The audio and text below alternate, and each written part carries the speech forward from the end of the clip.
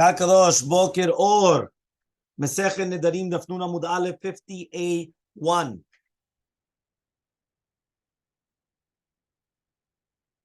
We say like this now. If you remember yesterday, we finished off by saying that they put the machzelet, right? And they said, look, he basically did not want to accept money from Rabban Shimon ben Gamliel. So now we're here, Rabbi Akiva. Rabbi Akiva itkadash li berate de kalba savua. This is a famous story of Rabbi Akiva that he got married to the daughter of Kalba Savua. What was her name? Kalba. No, the daughter. What was the name of the daughter? Rachel, the daughter of Kalba Savua. Now remember that Kalba Savua was very, very wealthy, as this is what the doctor just mentioned. Yeah, Shama Kalba Savua. So Kalba Savua heard, right? That Kalba Savua heard that he's right, that the daughter got married, right, to him. So he went and he was Madiroto. He basically disowned him. He went and he took away all the rights to all the properties. Yeah. Azla. Yeah. What happened was that he went and he made a neder against him. Azla v'nitaziva le bistav. Now she went and she got married to him in the Choref. Havuganu beitivne. They were so poor, they were sleeping, right, in the beta teven, meaning the storage houses. That's where they were sleeping, without any pillows, blanket, nothing. They were so poor. And Rabbi Akiva was taking from Tevin, right, from her hair, right? That means basically, mamash, look how poor, right, they were. Amarla, he went and he told her, Halvai, that if I had money, I would give you a Yerushalayim shel Zahav. Right? This is where the song comes from, yeah? Yerushalayim shel Zahav. Meaning that if I had the money, I would give you an amulet. It's like a type of a ornament. Like a jewel. It's a jewelry. Right? Yeah? Yeah. So what happens is that it says over here, it's a tachshit, that it had Yerushalayim shel Zahav on it. Ata Eliyahu, right? So Eliyahu came, Idamu lehon kenasha, and he looked like a regular, normal human being. So he was calling him from the entrance. Amar lehu, right? He told him, Havuli purta detivna dilidat itati veletli midam laguna. So he says, give me a little bit of grain, right? Because my wife just gave birth, and I have nothing for her but to lie down upon. Amar la Rabbi Akiva lintetu, right? So Rabbi Akiva comes and he tells his wife, Chazi gavra dafilu tivna loidne. Look at this. We were so poor. We're lying down. We're on tevin. We're on grain. He says, look, they're even poorer than we are because they don't even have that. You understand? So he was being menachemet ishto. He was consoling his wife. Look, they're even poorer than we are. Okay? So Amra lei, so she told him, Zil havi berav, go to the yeshiva. Yeah? She went and she said, go to the yeshiva.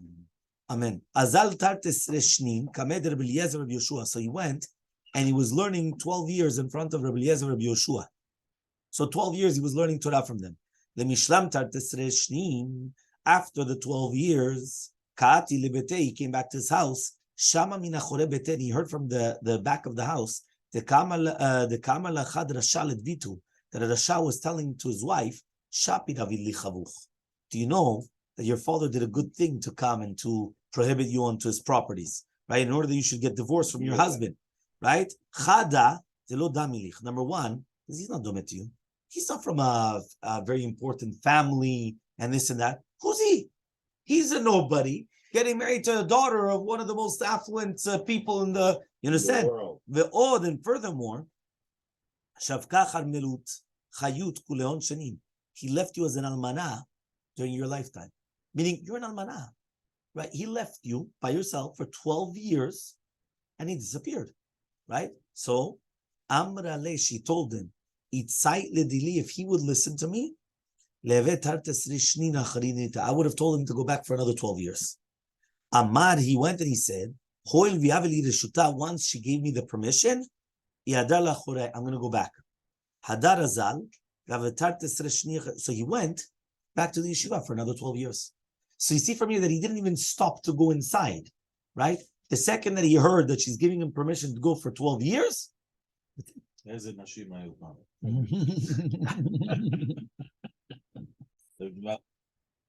he says, Ata be'esrim ve'arba'a alfin, right? She comes and he says, Ata be'esrim ve'arba'a alfin. They came with 24,000 Zugei Talmidei. Nafu kuli Elmaleh apeh. Everybody came out to him. He came out with 24,000 students, and everybody came out to him, right? Ve'af hi kama le'mepak lapeh. She also came out to greet him. Amar la'ahu Rishia, right? Ve'at lecha, right? So the Rasha now comes and tells the wife of Akiva, where are you going? You're going with torn clothing. Where are you going? Amra lei, she said to him, Yodea tzadik nefesh be'imto, right? Which means she knows that I'm so poor, right? So therefore, what does that mean? That means that tzaddik knows, right, about his be'emah. She was calling herself a be'emah. Some people, they were always saying about the para and all these things, right? The tzaddik knows, right? Ken, right? He says the tzaddik knows, right? The tzaddik knows nefesh be'emto. So if the tzaddik knows nefesh be'emto, he knows that she's already with so much oni and so much of the poverty. Who's the Rasha? Who's the Rasha who told her? Some Rasha, some neighbor, Rasha. Right? Some Rasha. So he comes and he says, Ata li chaziale. So she came to where he was. Yeah, and when she comes to where he is, Kamad chal Rabbanan. The rabbis came and they started pushing her away. Amar lehon, he told them, Hanichula, right? Leave her. Why? Sheli v'shelachem shelahi. Because everything that I have and everything that you guys have, it's really be'emet shelah. Everything belongs to her. You see? That means the women have such a zechut. Everything that we have and everything that our talmidim have, be'emet ze sheyach la. Ze lo sheyach la. Even more. Even more. So imagine, everything belongs to her. Okay? So just to understand. Okay? So, Shama Kalba Savua, right? So now, Kalba Savua heard that there was this big chacham that came to the city. So he comes, Ata v'yichal nidre. So he comes in front of him and he tells him, listen, you know, I want to permit my neder. I made a neder against my daughter. Now, Kalba Savua doesn't know that this is Rabbi Akiva, his son-in-law. Right? He doesn't even know that this is his son-in-law. So what happened is v'ishtare, right? Hitilot nidro, v'ishtare, and therefore he was allowed to come, right, to benefit from the properties, right? And therefore that's what happened, right? Okay, here there's a whole thing over here. Here, this is the Yeshagaot Bach, the Gemara Masechet Ketubot, Samech Gimel Amud Aleph says that you know, Bar Kalba Savua came in front of the Chacham Gadol when he didn't even know who he was. He told him the entire neder. He wanted to find a petach. So Rabbi Kiva told him, if you would have thought that he would have been Adam Gadol, would you have done such a thing? He told him, even if he would have learned Perek Mishnayot Echad or even Halacha Achat, I wouldn't have made the neder. Yeah. So Rabbi Akiva went and he said, Anihu, I am that person. So nafal al panav, bar kalba savua, nafal al panav, nashak lo al raglav, v'natan lo machzit nechasav. He gave him half his properties. On the spot, half the properties. Okay, so here there's a whole thing to do with obviously nedarim. First of all, the chacham, he's not allowed to permit a neder, which is nogia to him. That's number one. Right? Because here, it was Rabbi Akiva permitting the neder against him. So that's going to be number one. The Rivash comes and he says, Rabbi Akiva lo etir et neder batzmo. He found the petach in another chacham or another bedin of three people. They permitted the neder because if not, he cannot be matir the neder because it's nogia to him. It has to do with him. The dino is another one. Ma? לא. Yeah? הוא נדר, הוא עשה נדר. הוא הדיל אותו מנכסיו. אשתו והחתן שלו, זה אותו דבר. אותו דבר, הדין הוא שחכם אינו יכול להטיל נדר על פי נולד.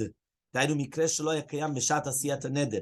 לכאורה אז קשה מדין זה לסיפור שלפנינו. Because here it was nolad. At the time, he didn't know Aleph Bet.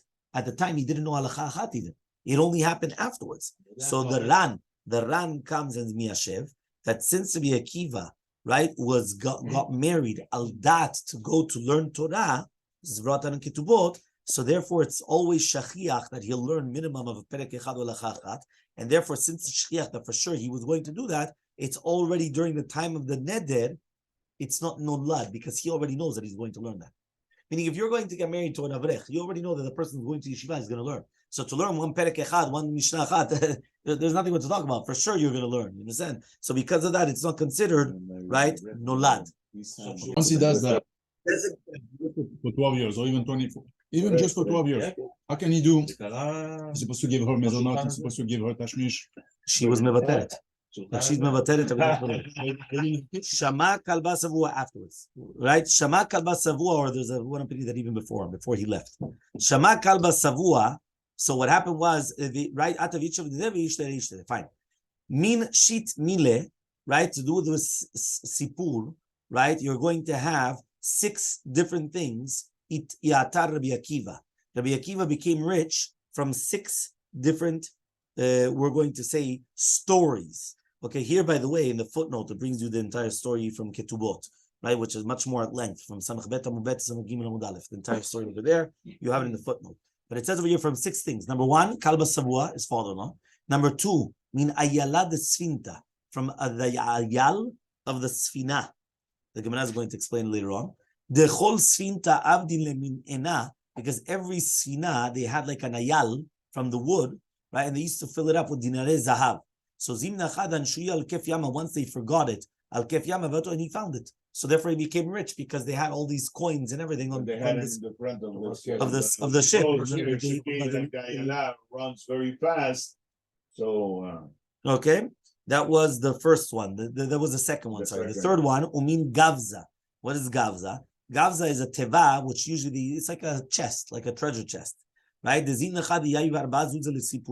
Because once, right, Rabbi Akiva came and he gave 4 zuzim to a sapanim. The Amaleh, and he told the Aiteli midam, right? Bring me this for this money. So they found like some chest. Okay, Aitele, they gave it to him. The Amaleh, they told him, right? You should use this. And he found that it was full of dinarim. I guess they were blind that they couldn't see it, obviously, right? Okay, so here it says that the fanot of the teva were made out of metal. So, right, so the sapadim, right, they just said, it's so heavy because of the metal. But be'emet, it was because hidden inside of it was the golden coins. In a sense, so basically they made like a treasure box. You open it up and it's empty. They knew it was metal, so they think, it's so heavy, but they didn't realize it's because there's a hidden compartment. That's where they had all the money. Yeah, so that was the third one. The zimnin. Okay. Then it says the zimna chada tava sivinata, because now how did this become all full of dinarei zahav? So he says the once happened that the boat sunk. Okay, that it belonged to the Ishmaelim. The kule iska v'machi b'u gavza, and all the revach of the iskaot was placed into that teva, right? That it got Ishtakach be'uzimna, and it was found that time. So that was the third reason why he became rich. Number 4, umi matronita, from the woman that she was like the matronita. Matronita is one of these Roman women. They were very hierarchy, right? Very high up. Nuna mubet, right? That's going to be number 4. Okay, here it says that they needed money. They went to a matronita chat. She told Rabbi Akiva, I'm going to lend you the money. And HaKadosh Baruch Hu and the sea are going to be Arabim. Give me a warranty. Yeah, which is going to be HaKadosh Baruch Hu and the Yam. Yeah, so when it came to the time of the Piraon, Rabbi Akiva got sick. The Matunida went to Sfatayam and she said, Rabbi Akiva is sick. He cannot pay back. Right? You're the Arev. So what happened is that the daughter of the Kesar became crazy. So they took the Argaz of Avanim Tovot Dinarei Zahav, they threw it into the Yam, right? And it brought it to where the Matronita was, Sfatayam. So she took it and she went to her house. Afterwards, Rabbi Akiva was healed. He went to the Matronita with the money to pay back, and she said, I'm sorry. She says, why? I went to the Arev and he paid me back the money. Right? So basically, you understood. And then she said, from the Odef, right? From the Odef, Nishar, she gave it to him, and that's how he became rich. Who sent it to you? Yeah? It's an incredible thing, no? Yeah. You have a guarantee, is the Yam and the Kadosh Baruch Hu. A good guarantee. Number 5, Minishto shel Tarnosrufus Sarasha. Right? The wife of Tarnosrufus, that she actually converted and she got married to Rabbi Akiva. Right? This is actually what happened afterwards. Right? Remember the Tarnosrufus was, one second. The Tarnosrufus, he was the Moshe Romi. Right? He was the Roman general of Eretz Israel during the times of the Caesar Adrianus, right? Adrianus. So what happened was he went and he was the one that commanded Rabbi Akiva to go get killed. Now, Turnus Rufus, he had many types of arguments with Rabbi Akiva to do with emunah. Okay, but some people say that it was Turnus Rufus, that his wife was the one that she was Mitgaira. 1 second, please. Mitgaira, and then afterwards she got married to Rabbi Akiva. Right? It's not the same Turnus Rufus that went and commanded him to be killed. Right? But it was actually somebody much later on. Right? And only after his death did she get married to Rabbi Akiva. The Rando, he comes and he wants to say that Rabbi Akiva, he used to have a lot of different, arguments, right, in front of the Caesar, and Rabbi Akiva was always winning. So because of that, once Turnus Rufus came to his house, he was all like, all upset. So she went and he said it's because of Rabbi Akiva. So the wife came and he said, I'm going to give you an etzah, how to put him down. What is that? We know that the God hates any type of promiscuity, of immorality. So he says, give me reshut, give me permission, I'm going to make him fall. Right? So because she was a very beautiful woman. So he gave her permission. She went to Rabbi Akiva. When Rabbi Akiva went and he saw her, he spat, right? He spat, he laughed, and he cried. So she says, what are you doing that? So Rabbi Akiva says, right, 2 of them I'm going to explain to you. The third one, I'm not going to explain to you. I spat because you come from tipas rucha, right? Remember that the zera, the semen, right, becomes saruach, becomes rotten, and then that's when it spreads forth a child, right? I cried because of the beauty that at the end of the day, you're going to go 6 feet under. So it doesn't matter about your beauty, it's going to go under. Now he laughed, but he didn't, but she's going to die. So when she dies, she goes 6 feet under, right? The third one was tzchok. She says the tzchok was because he saw in Ruach HaKodesh that she was going to be mitkayen and he was going to get married to her. So he laughed, but he didn't want to reveal it to her. So therefore he kept quiet about the laugh. But he did explain 2 of the things. Okay, so then after, right, after she realized that she completely lost out, she asked him, is there any way that I could do teshuvah? So he went and he said, right, yes. So she went and she actually converted. And then afterwards she got married to Rabbi Akiva and she brought him in a lot of money. Right? So this is another one about, about the money coming in from the wife. What? Oh, that's Akshav, okay. Number 6, the 6th one, Ketia bar Shalom, right? Remember the Shalom and Shalom, yeah? So here it's Ketia bar Shalom. What is that? He commanded that all his property should go to Rabbi Akiva and his friends. So this is based upon a Gemara in Avodah Zarah. The Gemara in Avodah Zarah says Ketia bar Shalom was an Atzil Romi. He was a very hierarchy in Rome, right? So it says over here, so basically, he was under the Caesar that hated the Jews. So one day, he came and he said, right? So he went and he said, somebody that has dead flesh, what should he do? Cut it off, and then he's going to live? Or just leave it there, and it's going to become rakuv, and he's going to suffer. So what happened was, basically, he was asking, should he kill all the Jews or not? So the Chashuvim Shemalchuto, they said, he has to cut it off. But Ketia bar Shalom, he got up and he said, right, it's not smart to kill out the Jews. Why? You can't kill out everybody. And just like you cannot kill, destroy the 4 ruchot ba'olam, right? Just like you can't get rid of the 4 directions in the world. Where do we learn about this, about the 4 directions in the world? Tanit. Ke'arba and be'arba. The doctor's he's on fire as always.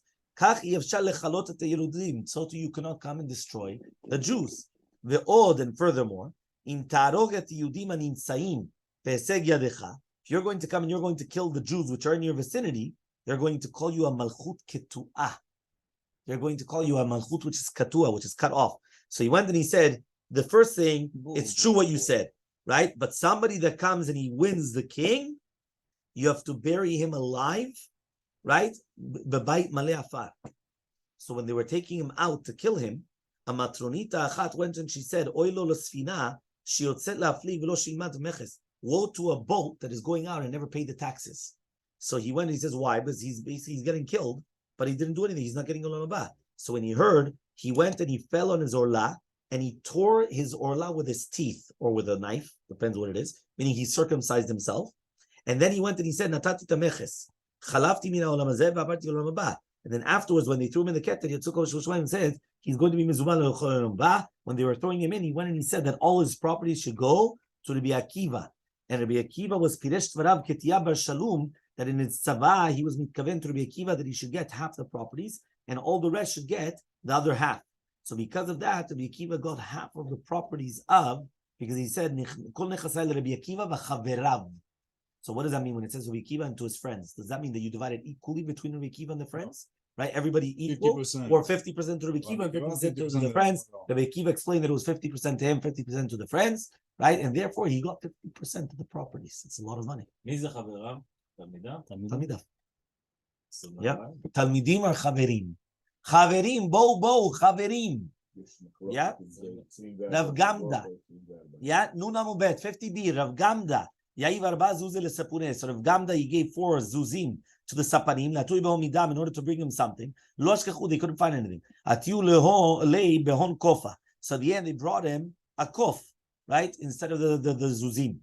However, though, ishtamit ve'al lecharta, right, it ran away from him. And it basically went inside of some chor. So that sapanim chafru batre, they went after him, ashkechu dirvia al margalieta. And they found, right, that he was rovetz al gabe margaliot. So they brought everything to Rav Gamda. Right? So these are all stories of Mamash finding a treasure from nothing. Yeah. There was the daughter of a Caesar that told Rav Yoshua ben Hananiah. Tell me if you guys remember this. Torah mefoara bekli mechoar. Can it be that you're going to have the Torah, which is so beautiful, right, in a utensil which is so ugly? Where do you remember this? Ta'anit. Which daf? Arba. Dalet.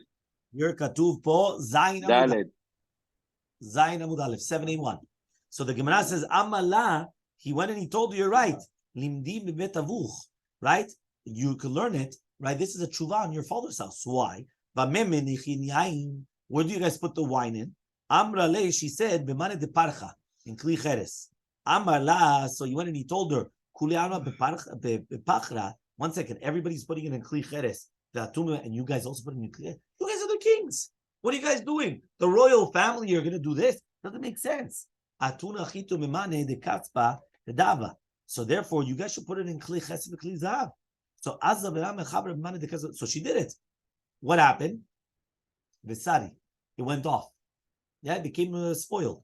So Amarla, right? So Yeshua went and she told her, Aforaitaken. So we had the story from the Caesar coming and asking her. Here it just says right away that Rabbi Yoshua ben Hananiah came and he told her, so too the Torah is the exact same thing. Right? What does that mean? That means he basically told her that it's much better, right, that when the Torah is going to be something which is not beautiful, than if it's going to be beautiful, just like wine has to be in something which is not beautiful. So says the Gemara, she asked him, what are you talking about? There's some good-looking rabbis. You've never seen a good-looking rabbi? There are some good-looking, what are you laughing? Yeah, there are some good-looking rabbis. Yeah, so he says, Amala, he told her, if they would hate beauty, they would be even more, they would be more smart. Okay? Right? Right? So what happened is that it once happened, there was a woman from Narda that she came in front of Rabbi Yehuda to a beddin, the dina. So itchayvat min dina. So itchayvat bedin. Amra lei. So she told Rabbi Yehuda, Shmuel Rabbah achidana. This is how Shmuel, your rabbi, would have judged. Amarla, he told her, right? Yadatle. What, you knew Shmuel? Amra lei, she told him, yes. And she started explaining Shmuel. Gutza, right? So she said Gutza. He was somebody very short, right? There were many rabbis. They say about Rabbi Kiva Eger, and they say about many people that they were very short, right? Chavetz Chaim also was short, but there were many, right? Verabba krase, right? Remember, they say that the berech is chetzi Rosh Shiva, right? The stomach. If you have a big stomach, you're already half of Rosh Shiva already, right? So here he had a big stomach, Rabba krase, yeah. Ukam, right? He was dark. Right? Okay, literally means right. Right? Yeah. Verabashine, he had big teeth. So Amala, right? So he went and he tells her, Levazuye katit. He says, what? You're coming levazotutu? What are you trying to do? You're coming to like disgrace him? Teaveiteta beshamta. Yeah? What happened? She should be nidui. right? Because basically, if somebody's going to be mivazeh tamid chacham, he's going to be chayav nidui, right? So therefore, right, she could have said. So here it says that maybe be'emet, right? She could have said, "Listen, I was only just giving you a description. I wasn't trying to disgrace him."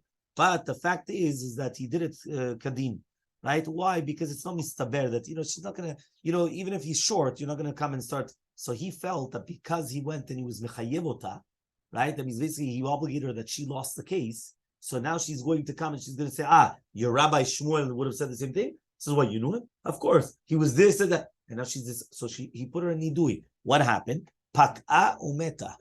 She exploded, basically. She went and she died. Yeah?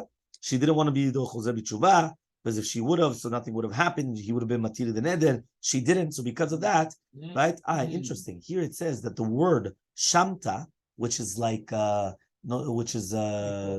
is like Nidui. It says it's a notrikon for Sham Mita. Over there is death. Shamta, Sham Mita. Okay, fine. 2 dots. Okay, umutar bebeitza tulmita. So you guys remember we said kunam tafshil she'eni toem. A person comes and says, I'm not going to eat any type of a tafshil. So he's not allowed to eat a tafshil which is eaten with bread, but he's allowed to eat beitza tulmita. What is beitza tulmita? My beitza tulmita. Amar Shimon says, Avda de avidla, right? It's an eved that knows how to prepare it. Shavi alfa dinare, shave 6,000 dinarim. 1,000 dinarim, right? Shave alfe dinare. It's 1,000 dinarim, which means if you have a slave that he knows how to come and prepare you this egg, he's worth a lot of money. Yeah? He's going to put it in 1,000 times in hot water. Put it in 1,000 times in cold water. Until it becomes smaller, that he could actually come and swallow it without even chewing it. Okay, that's this beitzatul mita. Yeah, you could swallow it mamash whole without even chewing it. Okay, but you know what it is? 1,000 times in hot water, 1,000 times in cold water. Oh. That was a system. So here it says elef pamim zelav dafka. The ikar is I used to do it a lot of times until it will become, that amount. Regular egg, chicken egg. It's a beitzatul mita. Yeah, it's a regular egg, but then he comes and he does this in a certain way in order to make it this size.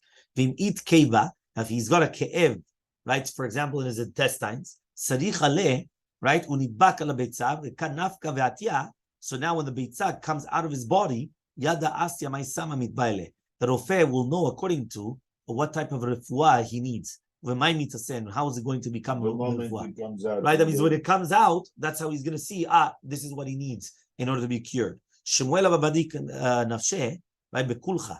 Shmuel used to check himself with kulcha. Okay, the Ran says he doesn't know what kulcha is, but it's not beitza tumita. But basically, he was checking himself with this type of a food in order to find out what it was. Okay, until he was being mitalef, and the women of the house were sotrot kliot saratehem. Basically, they were pulling their hair because they were so. He was mamash. He was mitalef. Okay. Next, we learned over there in the Mishnah and Masrot. If a person was coming and doing te'anim, right? He was working with te'anim. Lo yochal bivnot sheva. He's not allowed to eat from a certain type of te'anim called benot sheva, right? But if he was working in benot sheva, lo yochal b'kusim. It means that basically you cannot. If you're working one type of te'anim, you can't eat from the other type of te'anim. And if the other type of te'anim, you can't eat from one. Meaning that if you're the one that's working in the property on a certain type of fruits, you cannot eat the other fruits. And that fruits, you can't eat this fruits. What are klusim? Mina de tenad avni minuhom pedeh. It's a type of te'anim that they come and they make a certain type of food, right, which is called the te'anim. Ha'u gavra diav avda lechavre. There was a person that he gave us an eved to his friend, like mure alpa mine lipte, to learn how to make this, the preparation of this te'anim. Agmene tamne mea, but he only learned 800 species, not 1,000. So he took him to the bedin. I sent my slave to learn 1,000, like different recipes, and you learned 800. So Amar Rabbi says, Avotenu Amru, our father said, Nashinu tova, we forgot what it is good.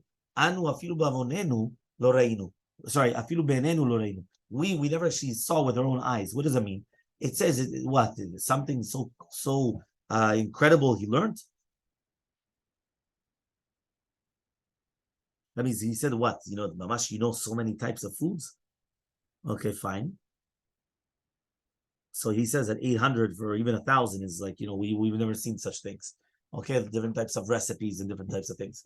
Rabbi Avele Irula Rabbi Shimon Bere. So once happened that Rabbi made a chatuna for Rabbi Shimon's son. Katav al bet genana. So he wrote on the wall. This is Bar Kapara came, and he wrote on the wall of the Bet Mishteh. 24,000 riboim dinarim nafkol bet genana din. There was 24,000 dinarim he spent on this chuppah. Imagine that they had to do that. Imagine every wedding you go to, they have to write on the wall how much did they spend on the wedding. I think some people will be will be embarrassed, and other people will come and they'll have their nose in the air. You understand? Depends who it is, obviously. For sure. We were writing today. You already know. You already see it. Some people tell you. Yeah. Okay. Velo azmene lebar kapara. Now, even with that, they didn't invite Bar Kapara. You heard? Bar Kapara. Yeah, they didn't come. They didn't invite him. Right? Elmaleh, Bar Kapara told Rabbi, Im leovre retzono kach, if a shirut kazu, right, magia lemi shover retzono, leoser retzono alacha kama v'chama. So alacha kama v'chama to the ones which are doing retzono. So therefore, you should have actually came and you should have invited me. Right? So here it says what? He was trying to embarrass Rabbi. Rabbi was the rabbi of Bar Kapara, and he was also the Nasi. So therefore, Bar Kapara was obligated to respect him, not to disgrace him. And not only that, in another place, we found a tguva even more kasha of Rabbi on the words of right Bar Kapara, right? That he comes and he says, right, so some of the Mefarshim, they come and they say that it was that what is ovred etzono and oser etzono. Bar Kapara was coming and saying to the Lashon, which is in the Gemara Makot. The Gemara says in the Sheila, im mutar litzchok begalut after Churban Bet HaMikdash. So Bar Kapara said that it was mutar because in the future, HaKadosh Baruch Hu is going to come and to pay leoser etzono, which is Israel. Okay, the Chatan Sofer brings another explanations. Okay, there's a lot of different things here. You know, if we will go into Yun, it would be incredible. But basically, he's coming and he's saying, right, if this is what's going to happen. So Azmene, Rebbe, he went and he invited him. Amari said, which means at the end, right, he did invite him. Right? So it could be that at the beginning he didn't invite him, and then afterwards, right, he didn't invite him. Right? Sorry, the opposite, what I just said now. Yeah? Fine. So now he comes and he says, oh wow. The Mefaresh comes and he says that Rabbi Bechavana didn't want to invite him because Bar Kapara was a very funny guy. So he didn't want him to come and start making jokes or whatever it is, and it would cause him a problem. Yoma de Mechayech ber Rabbi, the day that Rabbi was sochek, Atia Puranuta le'alma. Puranut would come to the world. Amar le Bar Kapara, they went and they told Bar Kapara, Lot v'dechina v'yivin lach arba'a gri de chite. Don't make him laugh, and he's going to give him 40 midot of chita, which means he's going to pay him not to make him laugh. Because basically Bar Kapara was such a funny guy, right? His name was Bar Kapara, no Mordechai. Right? So he was such a funny guy, he didn't want him to laugh, so don't make him laugh. Amar le lech simor, right? Yireh Adoni, right? Dechol griva devaina, shakilna shakal dikula rabba. That whichever midah, right, that we're going to take, shakal dikula rabba, he's going to take a sal gadol, the chafya kufra, and he's going to come and he's going to put zefet in order that it shouldn't fall. V'sach ve'reshe, and he's going to put zeh al rosho. Ve'azel v'amal elechol limor 40 griv ve'chita derashina bach. Right? You're going to measure the 40 midot of chitim that I'm going to give to you. So Rabbi laughed. Amale, I didn't tell you not to laugh. Amale chita derashina kanasivne. I'm not taking the chitim that you're obligated to me. So the Marsha comes and he says, what exactly was the joke or whatever it is. So it was a whole thing here, but he did actually cause him to laugh. So we continue